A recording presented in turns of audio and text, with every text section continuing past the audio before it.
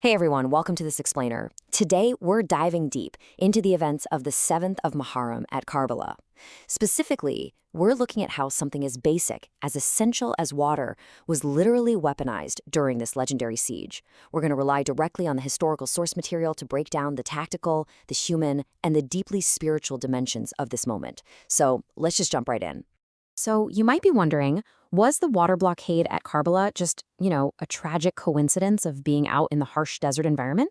Well, according to the sources, absolutely not. No way. This wasn't an accident. It was a highly calculated, fully premeditated military strategy. The whole goal was to completely break the camp's physical and psychological will. All right, part one, the conspiracy and the blockade. When you look at the timeline of this escalation, it is terrifyingly fast. I mean, on the 6th of Muharram, fresh forces from Kufa completely turned the open plains of Karbala into a massive militarized cantonment.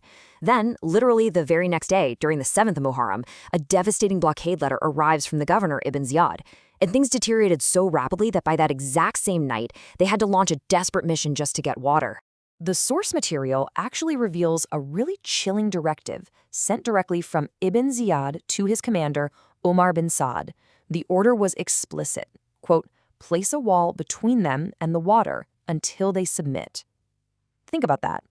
They were strictly ordered to deny Imam Hussein's camp even a single drop from the Euphrates River, basically using absolute agonizing thirst to force a political submission. And to execute this ruthless order, Umar bin Saad deployed 500 specially selected, heavily armed horsemen. 500. And their one and only objective? Just to guard the riverbanks. I mean, put that into perspective for a second. Look at that sheer numerical mismatch. You have this massive, heavily armed cavalry force deployed for the sole purpose of guarding water against a small, stranded camp consisting mostly of families. And there is this incredibly stark instance of political hypocrisy here that the sources point out. The commander of those 500 guards, a man named Amr bin Hahaj, well, he was the exact same man who had previously written letters practically begging and inviting Imam Hussain to Kufa. Now he's actively commanding the blockade to starve them out. It's just a really dark reflection on shifting political allegiances during that time. Moving on to Section 2, Suffering in the Camps. Now, the historical sources describe the atmosphere inside the camp as utterly agonizing. By the afternoon of the 7th of Muharram, every single water skin was turned completely upside down, just totally empty. And we're talking about the scorching heat of the Arabian desert here, right? Where the temperature alone can literally be fatal. In the middle of all that, the camp just echoed with the cries of children shouting al-atash, which translates to, "Oh thirst." The physical toll here was just severe. The texts detail these heartbreaking moments, like 6-month-old Ali Asghar actually fainting from extreme dehydration. His mother, Sayyidah Rabab, was in absolute anguish because she couldn't provide milk due to her own severe thirst. Meanwhile, you have Sayyidah Zainab frantically trying to distract the crying children with comforting stories of their home back in Medina. It's just this profound, heartbreaking picture of human endurance. Now, theologically speaking, believers hold that Imam Hussain, given his high spiritual standing, could have easily performed a miracle to produce water. But instead, he chose patience. The rationale captured in the source is this: hunger and thirst can be born for the truth, but one's hand cannot be given to falsehood. It was a very conscious, very deliberate stand against tyranny. Okay, Section 3, the mission for water. So seeing this intense suffering prompted an incredibly daring night raid to breach the blockade. Imam Hussain called upon his brother Hazrat Abbas to lead a tiny, and I mean tiny, task force. Abbas commanded just 30 horsemen, alongside Hazrat Nafi bin Hilal, who was leading a vanguard of 20-foot soldiers.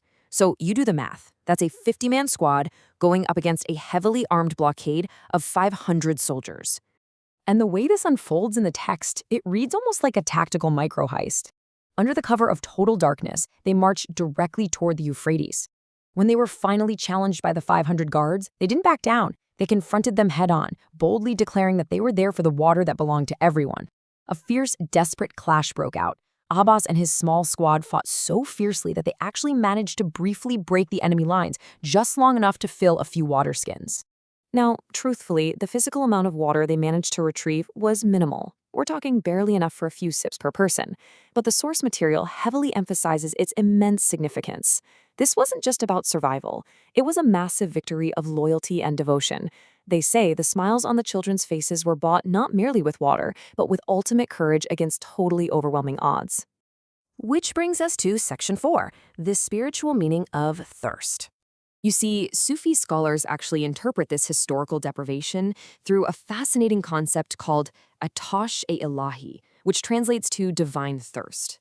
In this framework, the thirst experienced at Karbala wasn't merely a physical lack of water.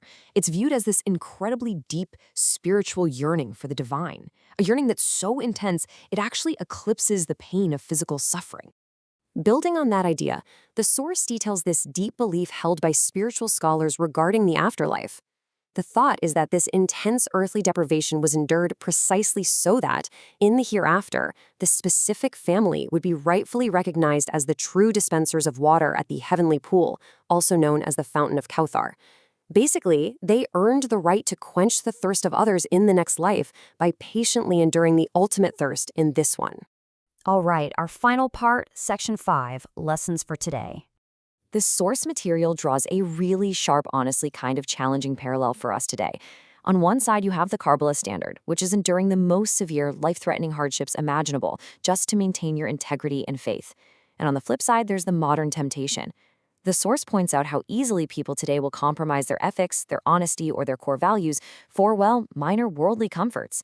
Whether that's for a job, a little extra money, or honestly, just basic convenience. So, the ultimate philosophical takeaway presented here is that true devotion goes way beyond just performing basic, everyday rituals. Enduring hardship with your values intact, that is a mark of true honor.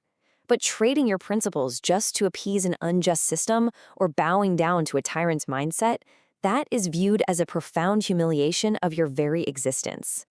Which leaves us with a really powerful question based on the enduring legacy of the 7th of Muharram. When your resources are completely cut off and your back is firmly against the wall, what exactly do you hold on to? Would you trade your deepest convictions for a single drop of water? Thanks so much for joining me for this explainer, and keep exploring the depths of history.